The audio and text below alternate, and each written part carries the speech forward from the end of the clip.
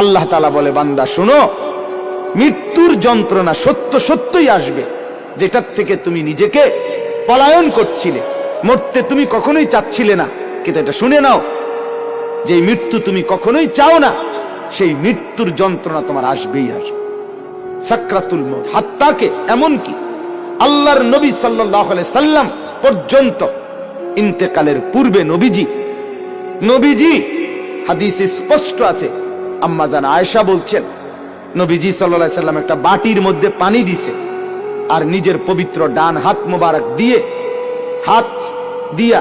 এই বাটির পানির মধ্যে চুবাইতেছিলেন, আর কপালের ঘাম মুছতেছিলেন নবীজি, আর বলতেছিলেন, লা ইলাহা ইল্লাল্লাহ ইন্না লিল মাউতি সাকারাত,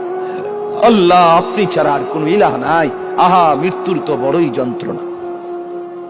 নবীজি বলতেছিলেন, খুদ রাসূল বলতেছে, যার কষ্ট হওয়ার কোনো কারণ নাই, শুধু আল্লাহ তাআলা দেখাচ্ছিলেন, বন্ধু আপনার উম্মতের হালাত কেমন হয়। নবীজি বলতেছিলেন, হায় মৃত্যুর তো বড় যন্ত্রণা। হযরত ফাতেমা রাদিয়াল্লাহু তাআলা আনহা, ওই হাদিসে আছে, ফাতেমা রাদিয়াল্লাহু তাআলা আনহা তখন কাঁদতেছিলেন, নবীজির মেয়ে, আর কাঁদতে কাঁদতে বলতেছিলেন, ওয়া কারাবাহ ইয়া আবাতা,